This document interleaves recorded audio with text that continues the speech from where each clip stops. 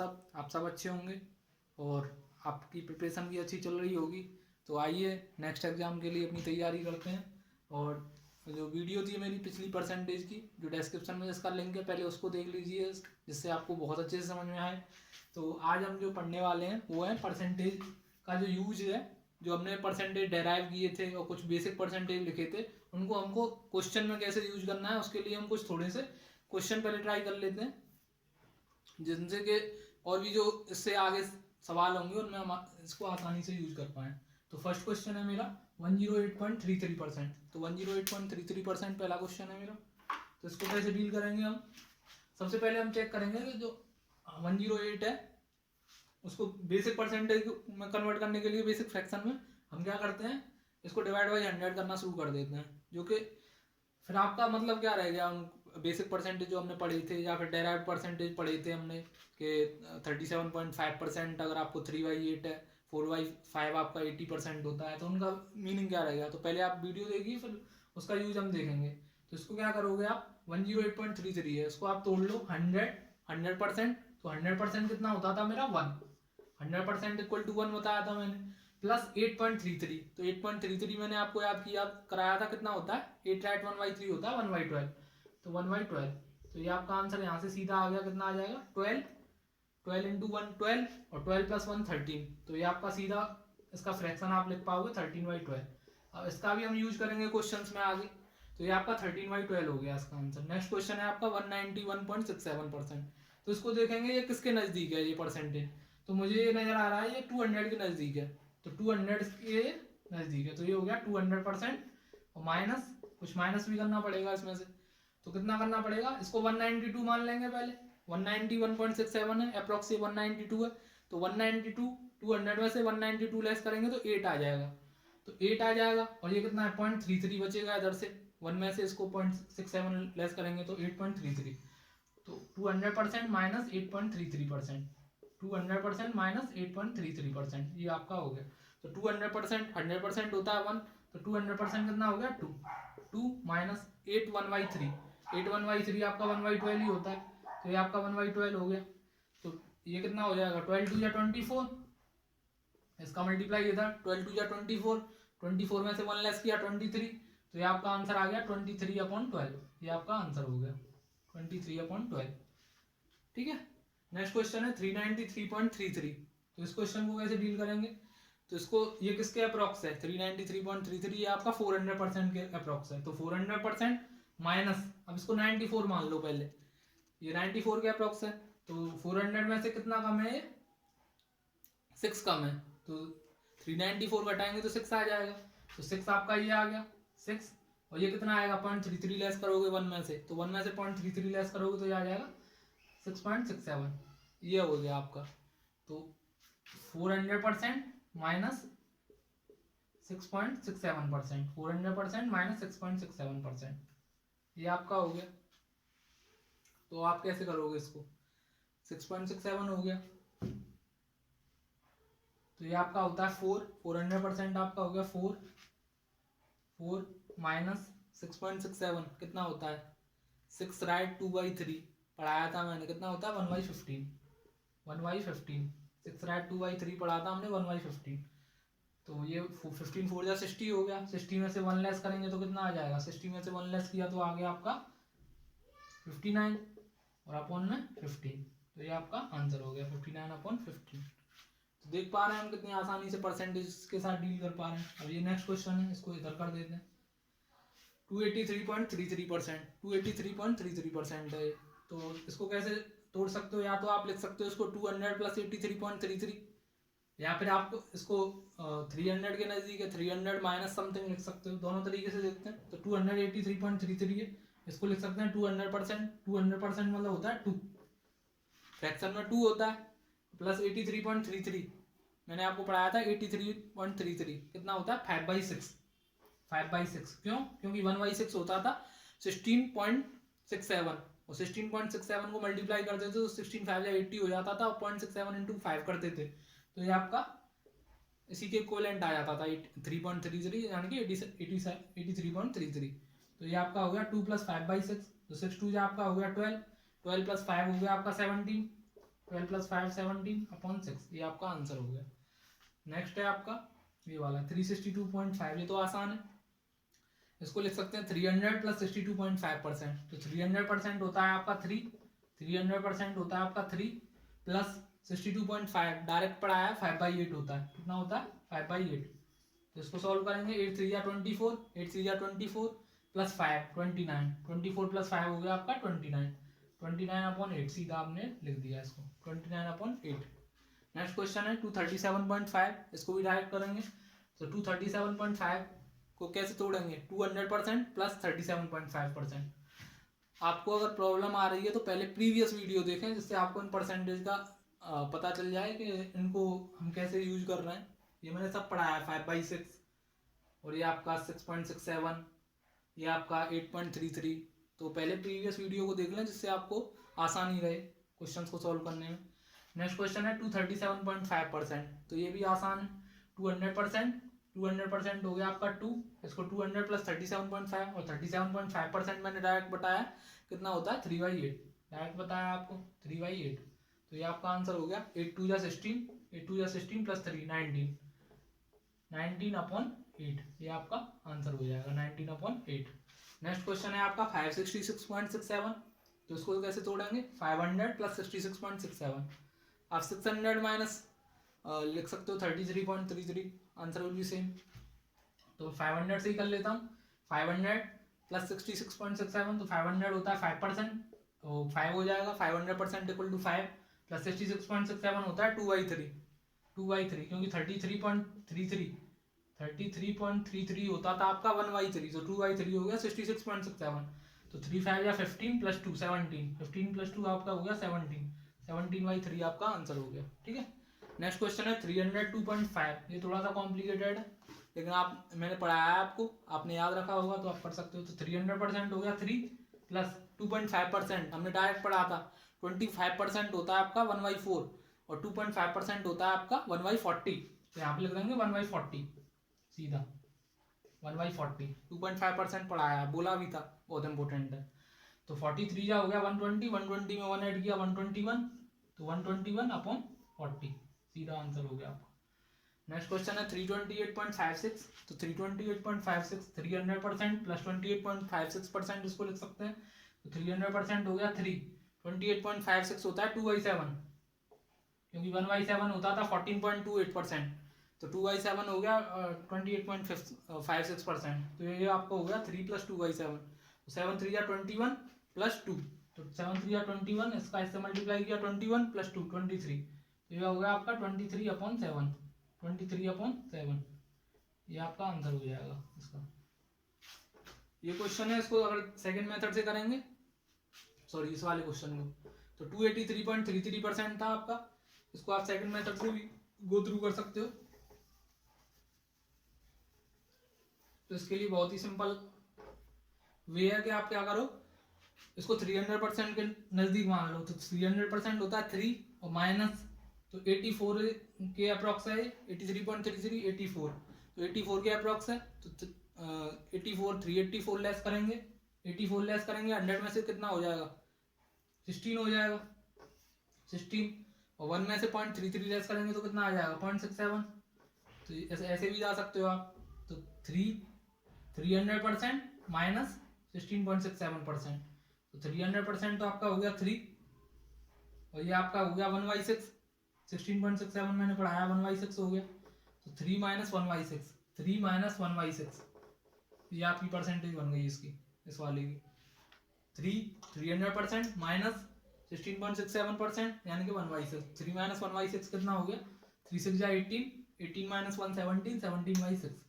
आप इसको answer value same, उसमें भी 17/6 आ रहा था, इसमें भी 17/6 आएगा। अब और भी क्वेश्चन हम देखते रहेंगे इसी के साथ साथ, और मैं आपको कुछ क्वेश्चन होमवर्क के लिए भी दूंगा। नेक्स्ट इसके कुछ और भी क्वेश्चन देखते हैं आगे। तो दोस्तों देखते हैं इससे रिलेटेड क्वेश्चन। जैसे फर्स्ट क्वेश्चन मैंने लिया है, if 14 right 2/7% of a number is 74, then find the number. अब ऐसा क्वेश्चन तो एग्जाम में आ नहीं रहा कि 30% ऑफ ए नंबर या 20% of a number is this. अब क्वेश्चन आ रहा है थोड़ा सा, ये गंदे परसेंटेज दे देता है थोड़े से, जो आपको अब आपको नहीं पता है तो आप क्या एक्स मान के करना शुरू कर देते हो, या फिर आप इसको परसेंटेज को फ्रैक्शन में कन्वर्ट करते हो पहले इसका डिवाइड बाई 100 करके। तो ये नहीं करना है आपको, डायरेक्ट मैंने बताया 14/2/7% आपका क्या होता है, तो आपको फ्रैक्शन में जाना है। 14/2/7 आपका क्या होता है 1/7, 14.28 बताया था ना, 14.28, तो ये आपका हो गया 27। 14/2/7% आपका होता है 1/7 सीधा, तो ये आपका हो गया 1/7। 1/7 में आपको क्या दे रखा है कि इतना परसेंटेज किसी भी नंबर का, यानी कि अगर मैं नंबर 7 मानूं तो 7 का ये ऐसे चलेगा, 7 का 14/2/7% जो है वो 1 है। आपको ऐसे क्वेश्चन को डील करना है।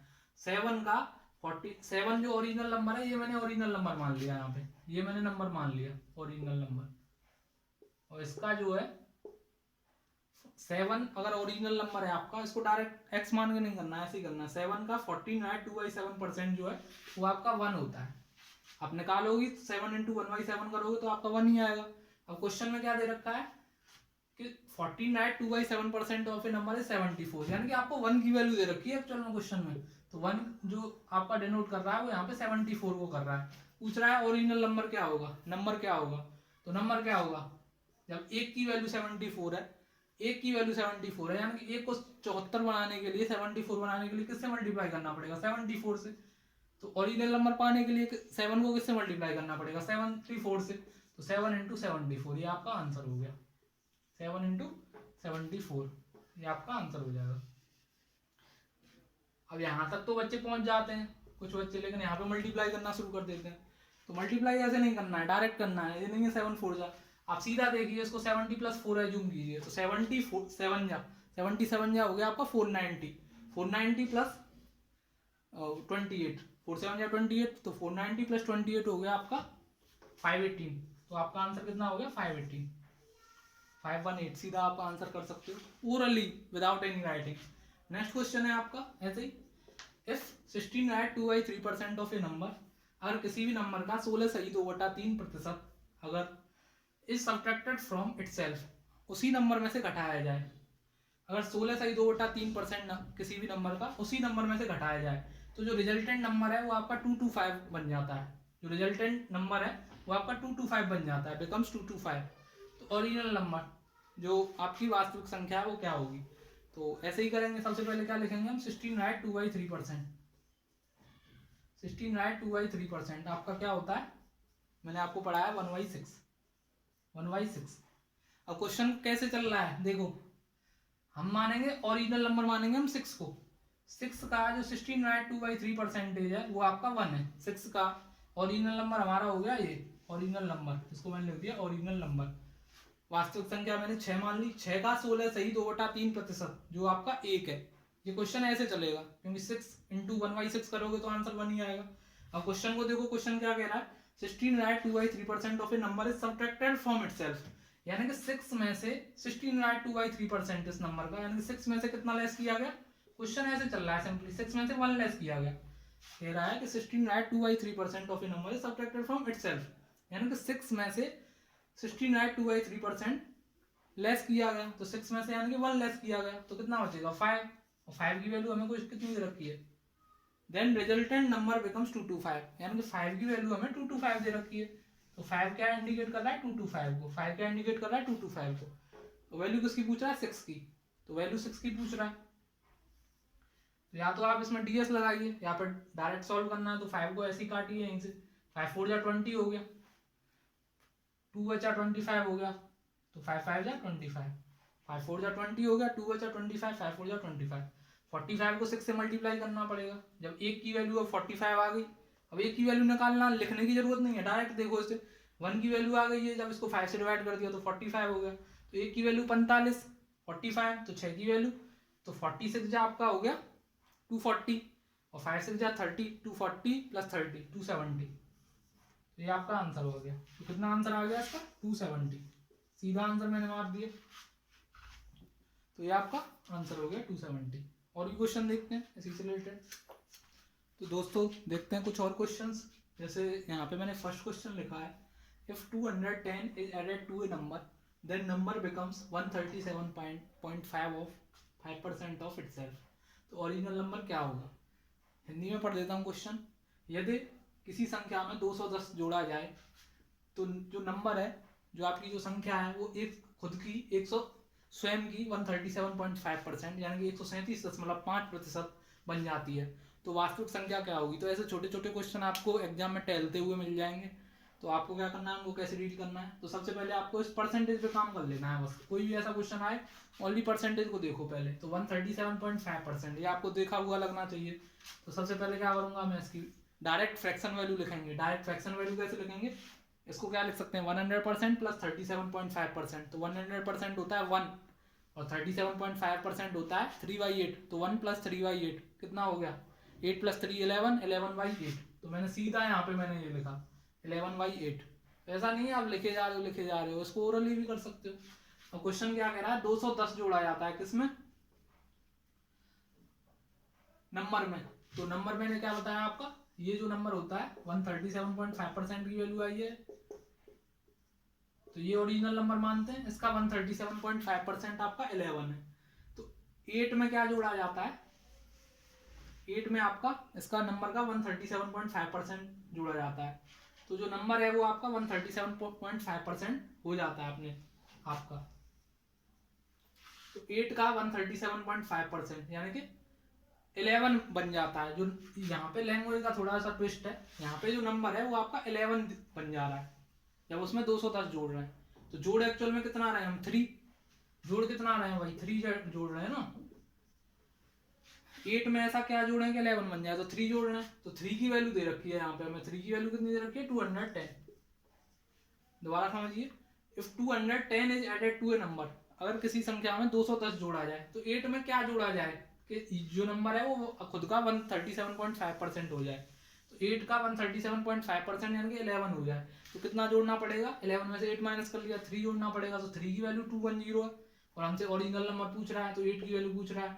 तो 3 7 या 21 होता है तो 70 हो गया। तो 8 की वैल्यू कितनी होगी? 8 इंटू 70, 8 इंटू 7 हो गया आपका 56। तो आपका आंसर हो गया 560। तो सीधा आपने आंसर कर दिया 560। कभी कभी लैंग्वेज ट्विस्ट कर देता है, प्रॉब्लम आती है, तो बिल्कुल घबराना नहीं है, ऐसे क्वेश्चन को सॉल्व करना है।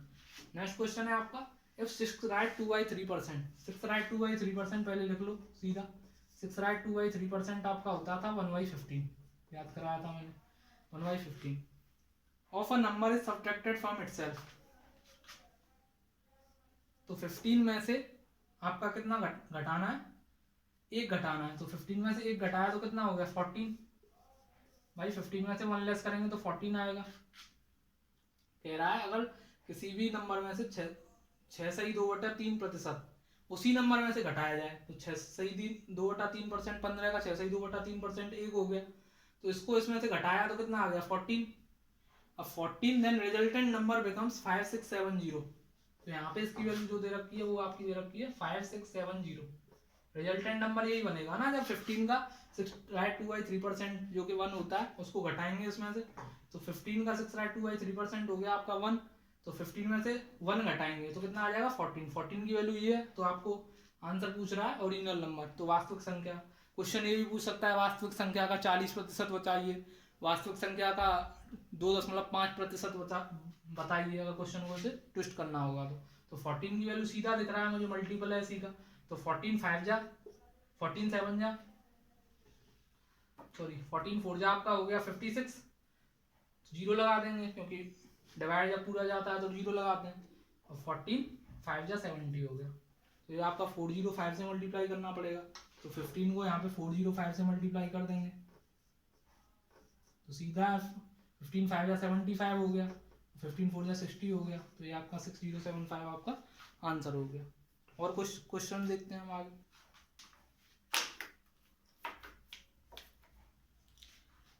तो दोस्तों देखते हैं आगे कुछ question.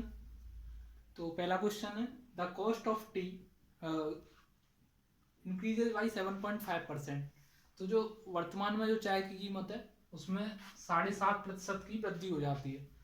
If the present cost of T, अगर वर्तमान में चाय की कीमत 200 रुपये पर kg है तो fine 25% of cost of T after increment. तो इंक्रीज होने के बाद जितनी भी चाय की कीमत रही है उसका 25% हमें बताना है। तो ऐसा क्वेश्चन आ सकता है इन फ्यूचर अभी तक तो नहीं आया है लेकिन आगे देखने को मिल सकता है। तो देखते हैं, the cost of T increases by 7.5%। तो 7.5% पे पहले काम करेंगे। 7.5% मेरा कितना होता है, तो आपको या तो ये पता होना चाहिए जो 75% होता है वो आपका 3/4 होता है।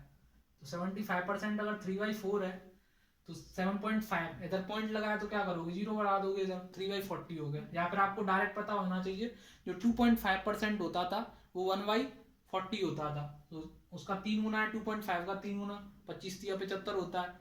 तो 2.5 का 3 टाइम्स है तो इसका भी 3 टाइम्स कर देंगे 1/40 का, तो 3/40 हो गया। तो 40 से जो कीमत है वो कितनी हो गई आपकी, 40 का 7.5% बढ़ गई। तो 40 का 7.5% यानी 40 में कितना ऐड हो गया, 3। तो कितनी हो गई जो फाइनल कॉस्ट है वो आपकी हो गई 43। तो फाइनल कॉस्ट हो गई आपकी 43। तो 40 की वैल्यू जो प्रेजेंट कॉस्ट है, प्रेजेंट कॉस्ट तो हमने 40 मानी है ना, जो ओरिजिनल नंबर है वो हमने 40 माना है। तो 40 की वैल्यू आपको 200 दे रखी है।